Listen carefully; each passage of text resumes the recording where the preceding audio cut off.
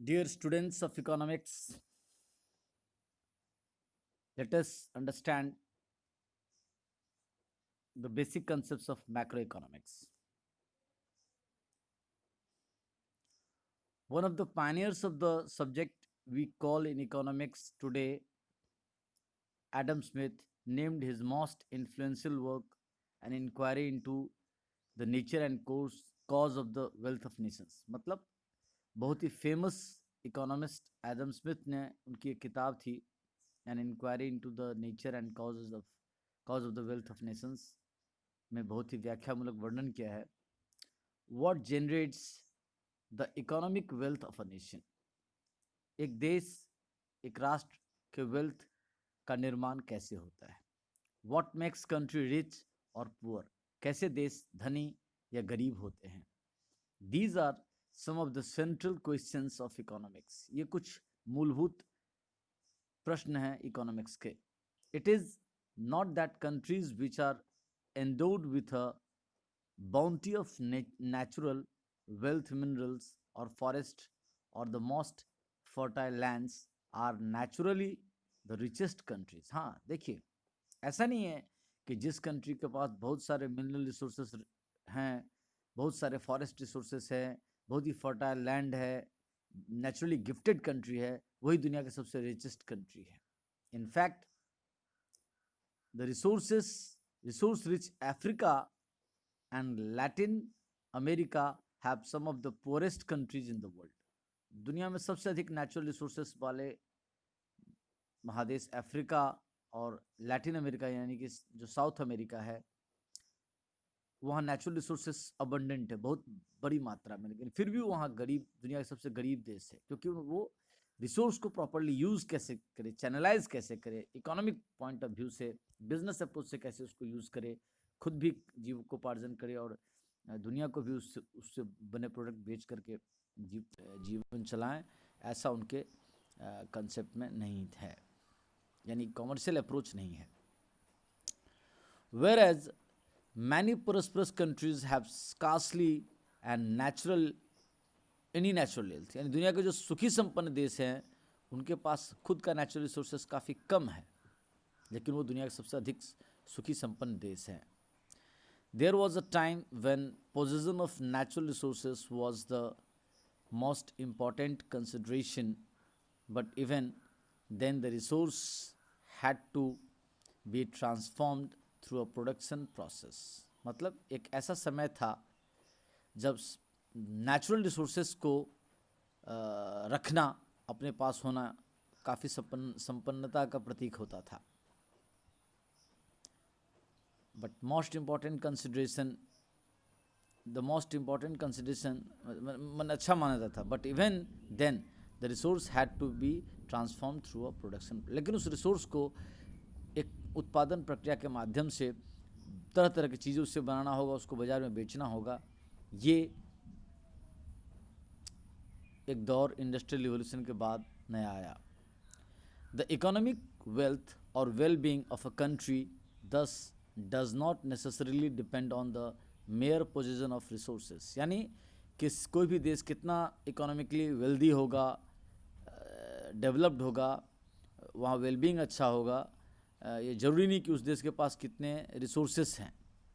The point is how these resources are used in generating a flow of production and how as a consequence income and wealth are generated from that process, और किस तरह से उसके पास जो भी resources है या दुनिया के दूसरे देशों से जो रिसोर्सेस लाते हैं, कैसे उसको प्रयोग में लाते हैं, क्रियान्वित करते हैं, उत्पादन प्रक्रियाओं में यूज़ करते हैं, क्या कहते हैं उसको, creation of utility, value addition करते हैं, और फिर उससे तरह तरह के इनकम जनरेशन्स करके पॉपुलेशन के बड़े से बड़े हिस्से को के जीवन में एम्प्लॉयमेंट आता है, वो अपने कंजम्पशंस को बढ़ाते हैं, फिर धीरे धीरे हेल्दी वेल्दी सोसाइटी जनरेट होता है। तो ये तभी संभव है जब हम अपने रिसोर्सेज को प्रॉपरली यूज़ करना सीखें, चैनलाइज करना सीखें, इकोनॉमिक पॉइंट ऑफ व्यू से यूज़ करना सीखें।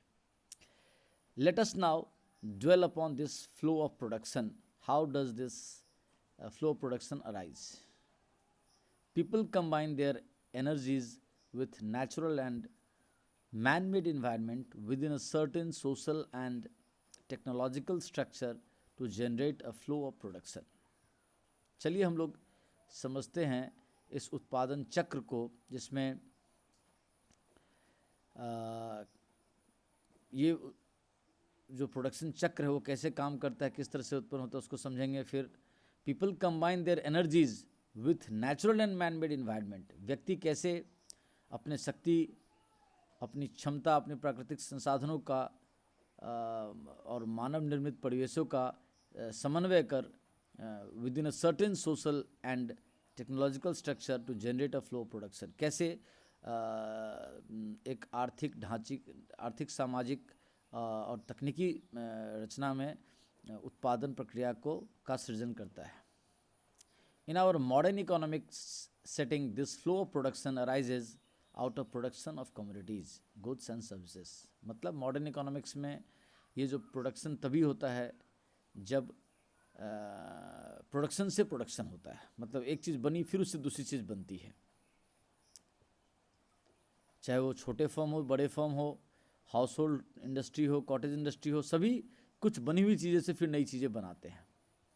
These enterprises ranges from giant corporations employing a large number of people to single entrepreneur enterprises। मतलब इसमें बड़े से बड़े मल्टीनेशनल कंपनी से लेकर के एक व्यक्ति के द्वारा छोटा सा कारोबार किया जाने वाला सारे फर्म इंक्लूडेड हैं। But what happens to these commodities after being produced, यदि किसी वस्तु का प्रोडक्शन हो जाए फिर उनका क्या होता है। Each producer of commodities intends to sell her output, हर प्रोड्यूसर अपने प्रोडक्ट को मार्केट में बेचना चाहता है।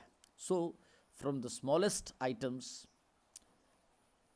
Like pins or buttons to the largest ones like aeroplanes, automobiles, यानी दुनिया में जो भी चीज़ें हैं, सुई से लेकर के हवाई जहाज़ तक, सब कुछ बनता है बिकने के लिए। जाइंट मशीनरी, बड़ी से बड़ी मशीनें, और any saleable service like that of the doctor, या डॉक्टर की सेवाएं, सभी कुछ आर्थिक क्रियाकलाप के मकसद से ही पहले उनमें वैल्यू एडिशन होता है, फिर उसको बाज़ार में बिकने लायक बनाया जाता है। चाहे वो लॉयर हो और द फाइनेंशियल कंसल्टेंट का जॉब हो, the goods and services produced are to be sold to the consumers. किसी भी तरह की गुड्स या सर्विसेज बाज़ार में बनती है, टीचर से लेकर के, डॉक्टर से लेकर के, इंजीनियर से लेकर के, कार बनाने वाले, मशीन बनाने वाले, एरोप्लेन बनाने वाली, सुई बनाने वाले, सभी कुछ इसी मकसद से होता है कि उसको कैसे कंज्यूमर्स को बाज़ार में बेचा जाए। The consumer may in turn be an individual or an enterprise, and the good और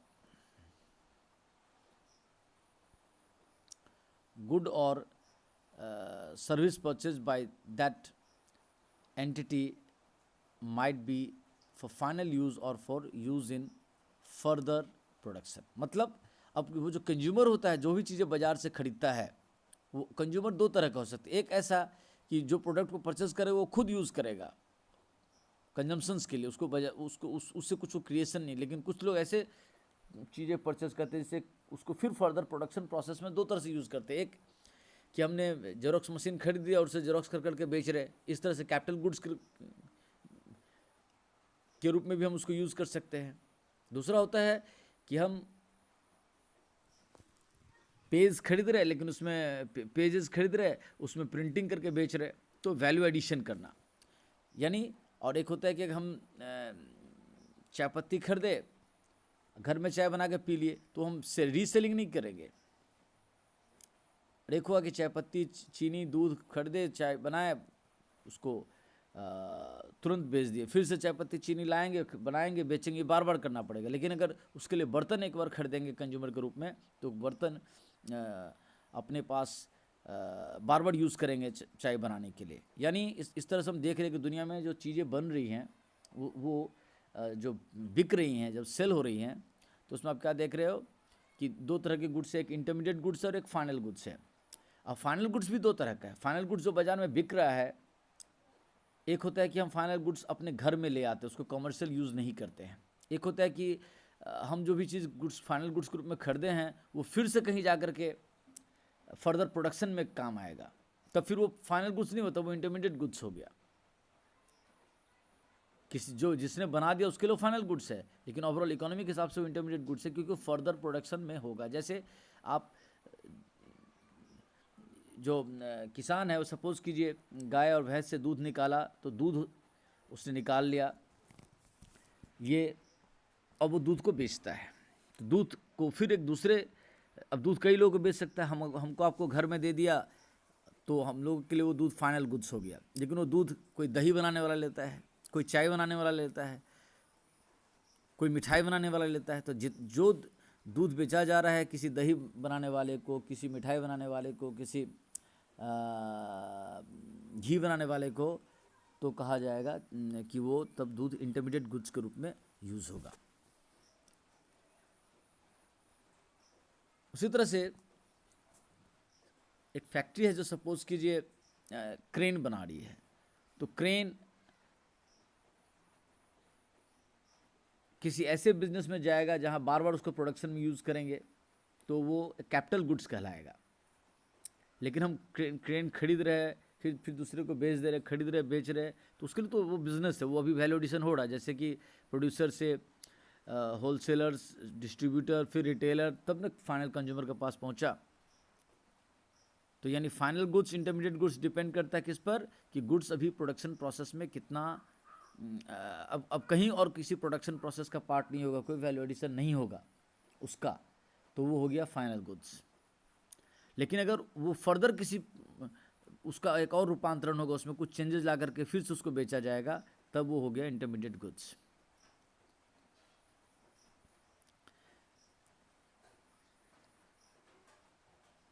यहां देखिए क्या लिखा हुआ है,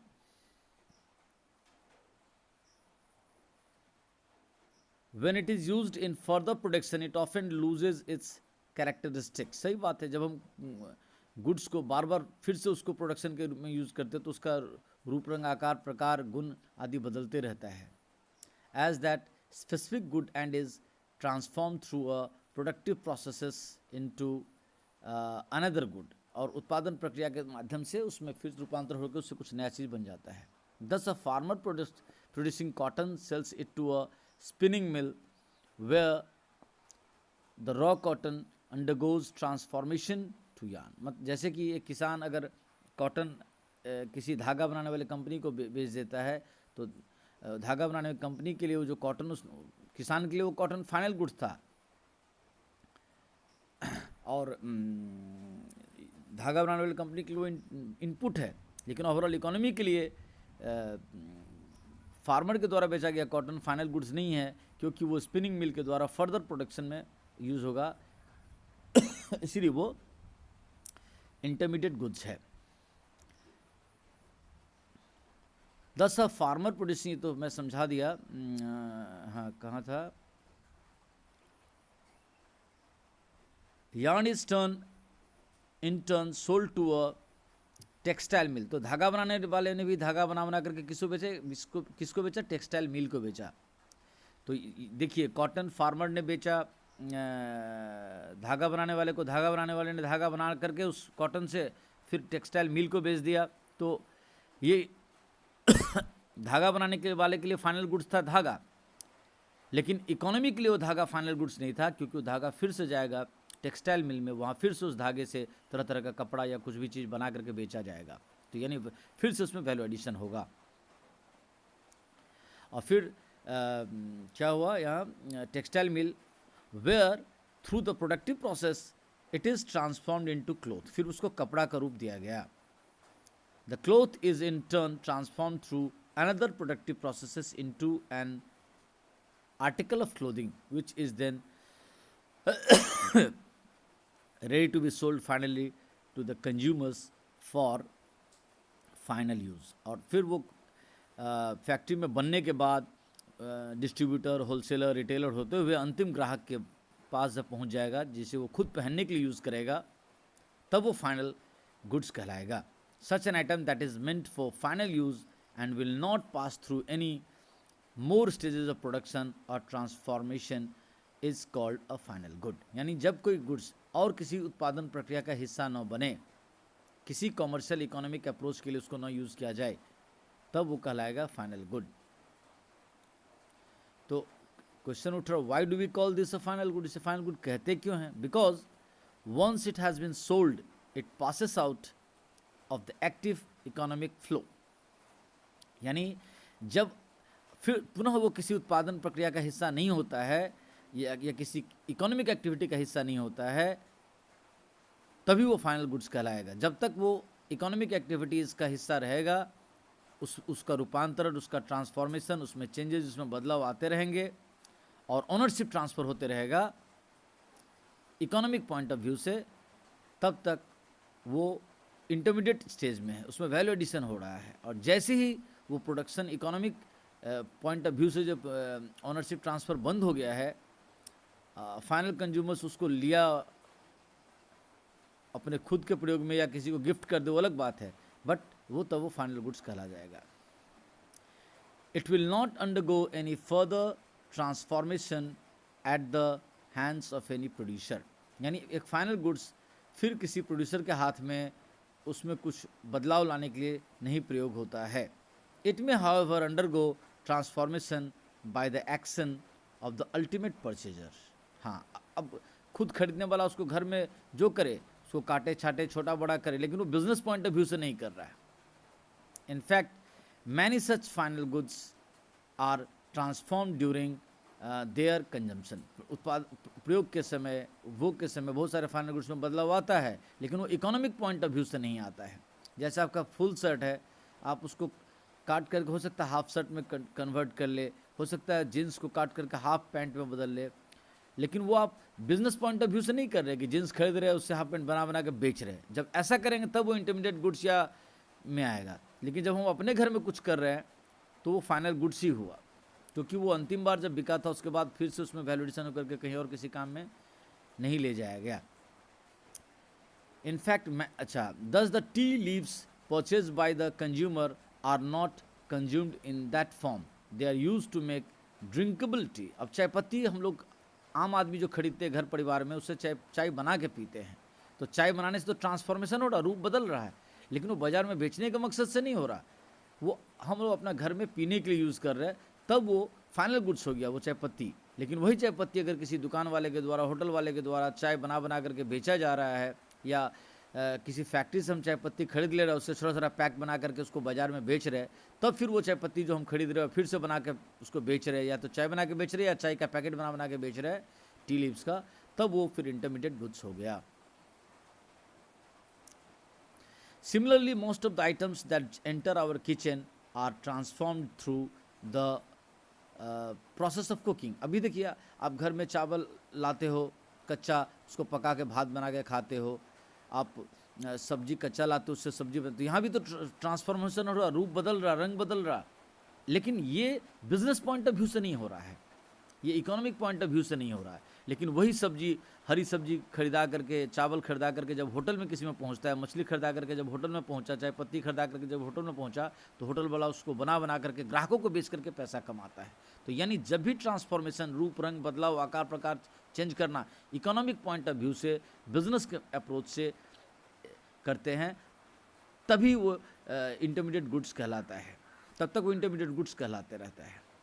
और जब वो इकोनॉमिक पॉइंट ऑफ व्यू बात चला जाता है, नॉन इकोनॉमिक पर्पस के लिए अगर हम कुछ बदलाव, रूप रंग आकार प्रकार बदले, तब वो फाइनल गुड्स ही कहलाएगा। लिखा भी है, but cooking at home is not an economic activity. देख लीजिए, घर में भोजन बनाना एक आर्थिक क्रियाकलाप नहीं है। Even though the product involve undergoes transformation, भले ही हम उसका रूप रंग आकार प्रकार बदले।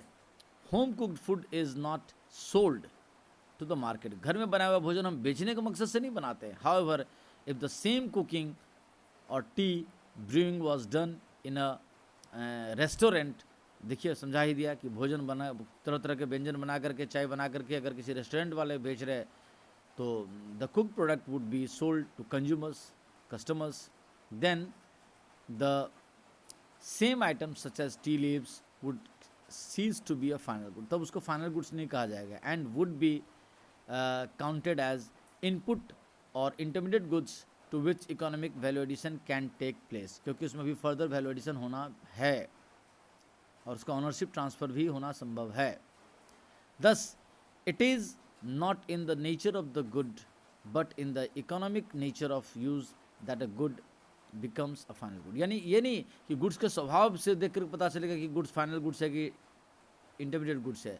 गुड्स का आर्थिक प्रयोग कैसा कर रहे हैं, जब तक हम उसको आर्थिक पर मकसद से खरीद रहे हैं, दूसरे को बेच दे रहे हैं और मकसद है लाभ कमाना, प्रॉफिट कमाना, तब वो हो गया इंटरमीडिएट गुड्स। और जब वो मकसद पार हो जाता है कि नहीं अब फाइनल कंज्यूमर को बेच दिया, अब इसका फिर फर्दर वैल्यू एडिशन नहीं होगा, तो हो गया final goods. Of the final goods we can distinguish between consumption goods and capital goods. अब फाइनल गुड्स को भी दो भागों में बांटा गया है। फाइनल गुड्स जो हम खरीदते हैं उसके दो है, एक है कंजम्पशन गुड्स, मतलब कि जैसे चाय पत्ती खरीदते हैं, बार बार चाय पत्ती खत्म होगा, फिर से नया खरीद के लाएंगे, चाय पत्ती यूज़ करेंगे, फिर खत्म होगा, फिर खरीदेंगे, फिर यूज़। लेकिन अगर आप चाय पत्ती बनाने के लिए चाय बनाने के लिए जो केटली खरीदते हैं, जो गैस स्टोव खरीद लेते हैं, घर में रखी हुई जो अलमारी खरीद लेते हैं, उसको एक बार खरीदते हैं तो सालों साल चलता है। किसी फैक्ट्री में जो मशीन खरीदी जाती है तो कैपिटल गुड्स है, क्योंकि वो बार बार नहीं खरीद, उसको बार बार हम बना कर नहीं बेच रहे, उसको बनाने में यूज़ कर रहे हैं। यहाँ लिख रहा है ये goods like food and clothing and services like recreation that are consumed when purchased by their ultimate consumers are called consumption goods और कंज्यूमर। जो गुड्स बार बार खरीदते हैं और बार बार वो ख़त्म हो जाता है, फिर खरीदते हैं, फिर ख़त्म हो जाता है, तो वो हो गया कंज्यूमर गुड्स या consumption goods. This also include services which are consumed but for the convenience we may refer to them as consumer goods.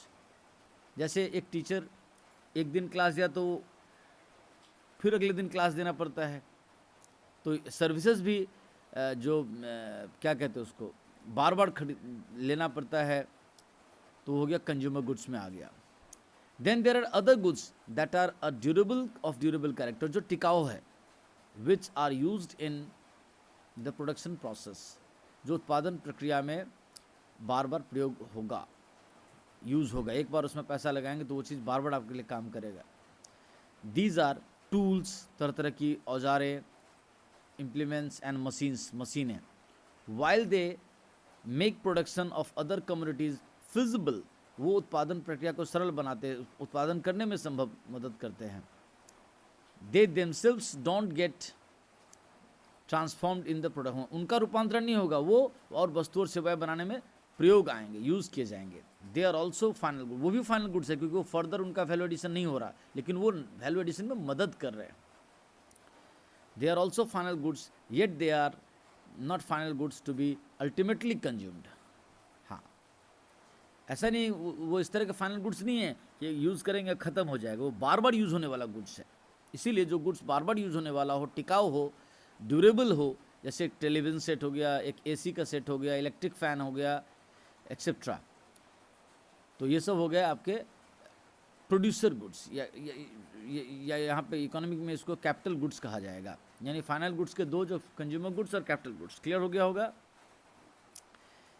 Then there are other goods of durable character, ये तो हो गया, मैं समझा दिया। They are also final goods, अच्छा ठीक है।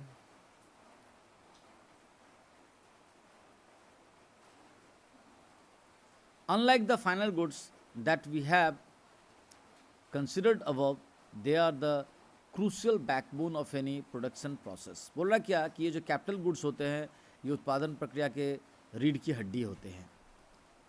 बिना इन मशीनों के, बिना इन टूल के, बिना इन इस इम्प्लीमेंट्स के कोई भी प्रोडक्ट उत्पादन संभव नहीं है। जैसे अगर आपके पास जेरोक्स मशीन नहीं हो तो आप तरह तरह के प्रोडक्ट को कॉपी करके बेच नहीं सकते हैं। आपके पास कागज़ है, इंक है, लेकिन जब तक जेरोक्स मशीन नहीं होगी, तो जेरोक्स मशीन होगी आपके लिए कैपिटल गुड्स, लेकिन उसमें जो इंक यूज़ करे, उसके लिए जो इलेक्ट्रिसिटी यूज़ करे, उसके लिए जो पेपर यूज़ करे जेरोक्स करके बेचने के लिए, वो हो गया आपका कंज्यूमर गुड्स। लेकिन एक जेरोक्स मशीन वाले के लिए वो जो इंक है जो कहीं से खरीद के लाया, पेजेस जो कहीं से खरीद के लाया गया, वो उसके लिए इंटरमीडिएट गुड्स हो गया, क्योंकि उसमें रूपांतरण करके कुछ चीज़ बना करके फिर दूसरे को बेच रहे हैं।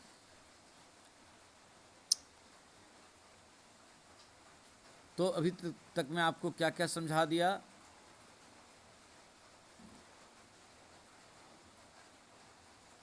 हाँ, कैपिटल गुड्स को भी थोड़ा ढंग से समझे। कैपिटल गुड्स एक होते हैं बिजनेस। कैपिटल गुड्स तभी कहलाता है जब वो इकोनॉमिक पॉइंट ऑफ व्यू से यूज़ करते हैं। जैसे जेरोक्स मशीन हो गया, ट्रैक्टर आप परचेज कर रहे हैं, ट्रैक्टर को बार बार यूज़ करके पैसा कमा रहे, तो वो फाइनल गुड्स है, लेकिन वो कैपिटल गुड्स कहलाएगा इकोनॉमिक पॉइंट ऑफ व्यू से। लेकिन ऐसे भी गुड्स होते हैं जो हम और आप घर में हम अपने घर में घर के लिए लैपटॉप ऐसे ही खरीद लिए हैं, टीवी घर में खरीद लिया, उसको तो बार बार उससे कुछ पैसा नहीं कमा रहे। घर में फ़ैन लगवा लिए हैं, घर के लिए अपना एक पर्सनल कार लिया, उससे तो बार बार पैसा नहीं कमाएंगे। तो ये हो गया, घर के लिए ज्वेलरी परचेस कर लिए हैं, तो वो ज्वेलरी तो बार बार बना के बेचेंगे नहीं या उसको यूज़ नहीं करेंगे। तो ये सब हो गया कंज्यूमर ड्यूरेबल्स, यानी वो कैपिटल गुड्स नहीं कहलाएगा क्योंकि उसको हम पैसा कमाने के लिए यूज़ नहीं कर रहे हैं। यानी जो फाइनल गुड्स है वो अगर बिजनेस पर्पस के लिए यूज़ हो रहा है तो टिकाऊ गुड्स, तो वो कैपिटल गुड्स कहलाएगा। वही टिकाऊ गुड्स अगर हमारे आपके घर में है तो कंज्यूमर ड्यूरेबल्स कहलाएगा। लेकिन फाइनल गुड्स ऐसा है जो एक बार यूज़ कर रहे बिना किसी इकोनॉमिक पॉइंट ऑफ व्यू से अपने घर में, चाहे पत्ती से चाय बना रहे हैं, क्या कहते हैं, डेली चावल दाल मछली सब्जी घर में बना के खा रहे हैं, तो ये सब बार बार खरीदना पड़ रहा है। लेकिन घर में जो खाना बना के खा रहे हैं वो इकोनॉमिक पॉइंट ऑफ व्यू से नहीं कर रहे, इसीलिए वो फाइनल गुड्स का फाइनल गुड्स ही कहलाएगा। लेकिन वही भोजन सामग्री कोई रेस्टोरेंट वाला खरीद करके बना के बेच रहा है तो फिर वो वहाँ जाके इंटरमीडिएट गुड्स हो गया। तो फिर इंटरमीडिएट गुड्स, फाइनल गुड्स, फिर फाइनल गुड्स के कई पार्ट हो गए, क्या कहते हैं उसको, फाइनल गुड्स के दो पार्ट हो गए, क्या कहते हैं उसको, कैपिटल गुड्स और एक कंज्यूमर ड्यूरेबल्स। ये 3 पेज तक मैं कोशिश किया आपको समझाने का, इसको समझिए, दिक्कत हो आगे बढ़ाएंगे। अभी इतना समझे, ज़्यादा ऑडियो लंबा नहीं हो समझाने का चीज़, इसलिए यहाँ बंद करते हैं।